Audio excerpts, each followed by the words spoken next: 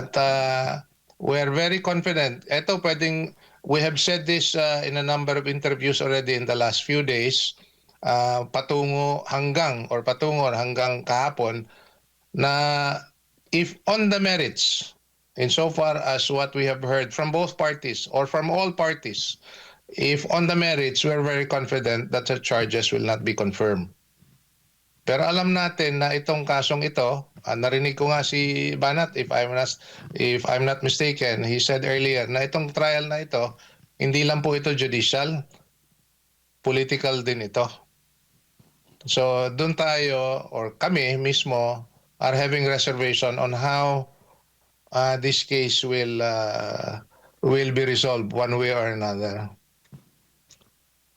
Attorney, Master Judea po, no? Yes. Diyan po sa The Hague, nagkaroon po ba kayo ng pagkakataon na makapasok doon sa courtroom or nasa labas lang po kayo habang ginagawa itong confirmation of charges? Nabigyan po kami ng reservation to sit in the gallery. So makikita po namin sa baba yung korte mismo, yung tatlong judges ng pre-trial chamber, yung panel of prosecutors on the left side, and also on the left side yung the common legal representative of the victims. On the right side naman, the 8-member team of the defense team of Attorney Kaufman. So makita po namin from the gallery. And by the way, talking about the gallery, hindi lang po kami nandoon. May mga media, meron po din yung mga nasa kabila. Mga taong sumusuporta doon sa pag-file nitong kaso na ito. Attorney, si Master Judea ulit, no? Bilang kayo po ay isang abogado, syempre mararamdaman po natin kung sino ang mas magaling. Sabihin na natin na mas magaling. Yung prosecution ba o yung depensa? Sa palagay niyo po. Okay, talking about performance po. I think makita nyo naman siguro in terms of delivery. Ito, delivery muna. Hands down, si Attorney Kaufman magaling mag-deliver. No? Glib talker, very smart in terms of delivery. Makita mo dun sa prosecution, he keeps on referring to my friend Jeremy, yung prosecution, he would also be able to deliver. But not as smart as Attorney Kaufman. Yung sa kabila naman, sila yung dalawang Filipino lawyers at saka yung isang babaeng legal representative of the victim, they present their case. I think it's also their style on a very slow, monotonous way of delivery. In terms of substance, makikita mo dun sa presentation ni Attorney Kaufman na hinihimay-himay niya at tinitira-tira niya. He was refuting each and every points that were raised by the prosecution. By the way, I like to give you context doon sa sinabi ko, ano? Kasi tinanong ko rin yan kay Attorney Kaufman. Etong confirmation of charges hearing took place over 4 days. And before this, months before this, because if you recall, the first schedule for confirmation was sometime July last year.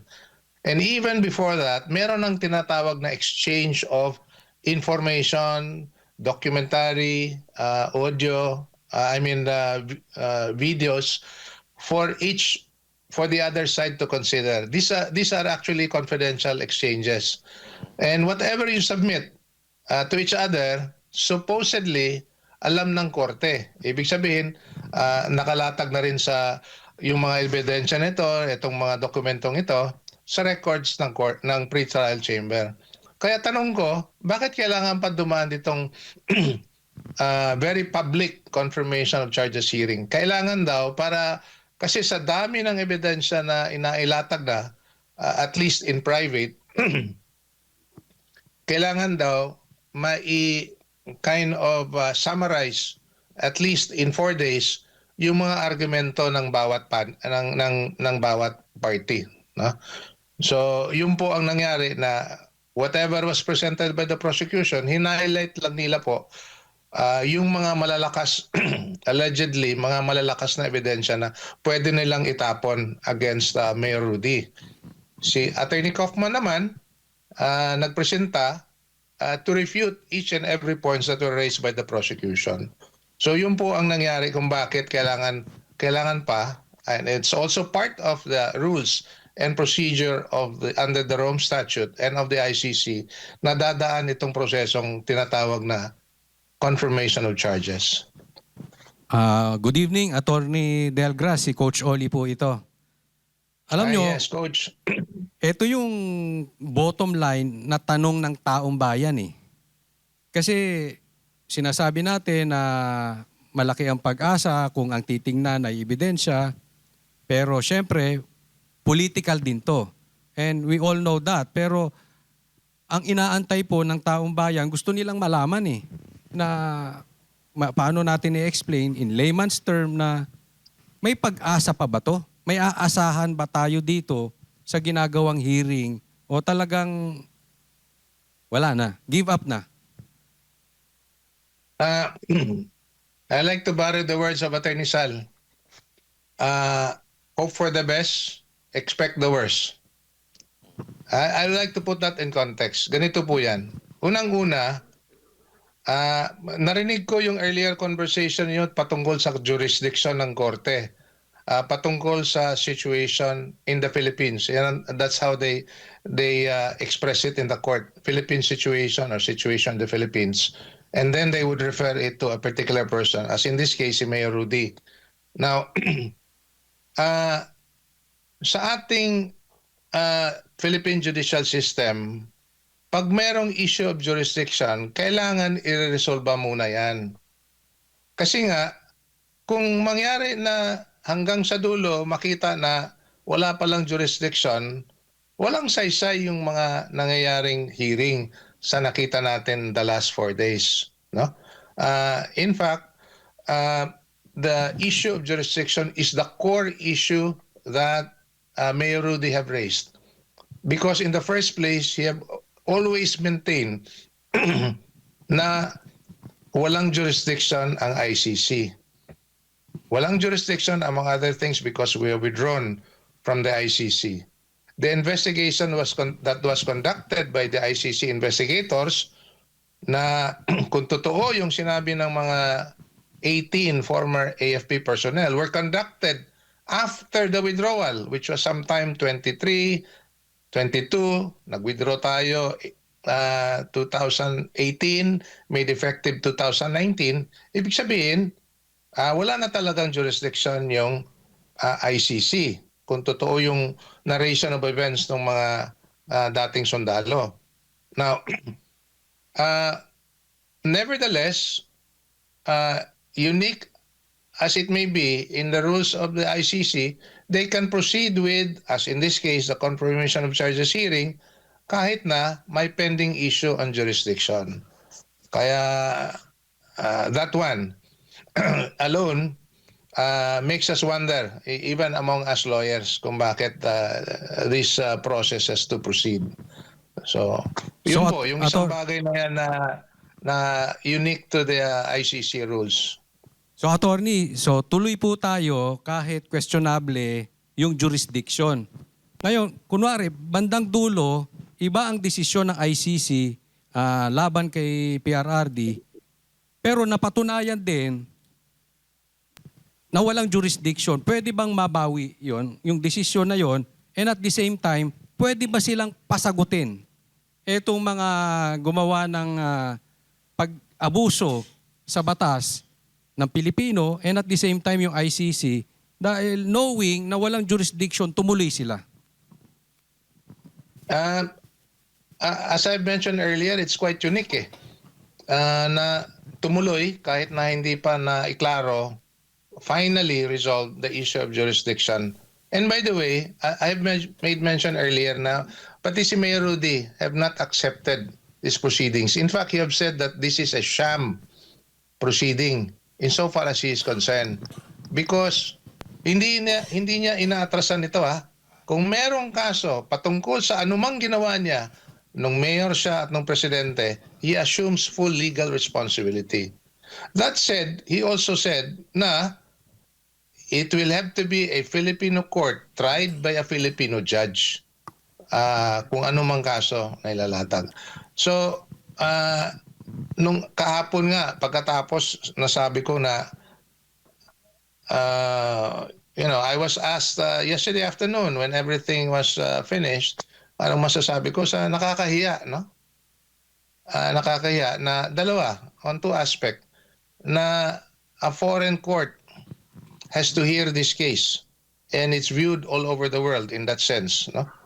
At pangalawa, on that note, nakakaya din, I'm a lawyer, I'm practicing in the Philippines, and yet it should be tried there because we need to affirm the integrity of the Philippine judicial system na doon natin sa Pilipinas ililitis ito. For them, for those people who brought this case before the ICC, it shows that they don't have confidence on the judicial system in the Philippines. Yun ang problema natin dito. Palakasin natin yung institusyon para mapalakas natin yung bansa, no? If you have a problem, judicial, social, political, let's address it among ourselves as Filipinos and strengthen the Philippine the democratic institution to address this problem. Follow-up question lang. Nakakaya na we have to hear it before a foreign tribunal na hindi nakakaintindi sa konteksto sa nangyari doon sa Pilipinas. And I like to push further on that one. Good that on the final summation of Attorney Kaufman, dahil for several days since Monday, they have portrayed Mayor Rudy as a murderer, bloodthirsty. Napasali pa yung mga milyon-milyon mga supporter na sinasabing mini Duterte clones as bloodthirsty as well, no? Very insulting to all of us who have been praying and supporting Mayor Rudy to call us bloodthirsty Duterte clones. But nevertheless, no? Nevertheless, dumaan tayo dito sa prosesong ito na kailangan natin tingnan kung tama at pantay ba itong prosesong ito. Yun lang masasabi ko patungkol dito sa prosesong ito. Kaya I have my reservation because it's very political very political. Pagkuha na lang the illegal abduction of Mayor Rudy from the Philippines to The Hague, kinumpirma naman na yung eroplano was chartered by the Office of the President. At ngayon lumabas na yung investigasyon ng ICC investigators when they went to the Philippines were hosted by people who are clearly political distractors of the former president, gives you a very clear picture of the political dimension of this case. Kung judicial lang ito, himay-himayin natin yung mga ebidensya. Pero himay-himayin at lilitisin doon sa Pilipinas, hindi rito. Follow-up question lang po, Attorney Delgra. Speaking of jurisdiction, hindi po ba pwede na isabay, mayroong magsampa ng kaso dito sa Pilipinas para questionin? Hindi ko alam kung meron na nakasampa or wala pa, pero pwede magsabay para malitis dito yung jurisdiction ng ICC. Posible po ba yun? Yung puntong jurisdiction na yan, wala tayong naisampa na kaso. And I would not, from my point of view, we need not to. Why? You know why? The Philippine Supreme Court does not have jurisdiction over the ICC. And conversely, the ICC does not have jurisdiction over the courts in the Philippines. That being said, meron po tayong pending na tatlong habeas corpus petition. At sinasabi ng kabila na hindi na po pwede itong petition na ito. By the way, just to educate the listeners, yung habeas corpus petition kasi na inahain ni Congressman Pulong, ni Mayor Baste at saka ni Kitty, ni Veronica Duterte, they were praying na illegal yung pagdala sa kanilang tatay papunta sa Hague, and therefore mananagot yung mga respondents, no, yung mga government officials that were mentioned there, among them the Remulla brothers, sila Gilbert Teodoro and all the rest, including Torre. Kailangan managot sila and directing them to bring the body of the former president to the Philippines.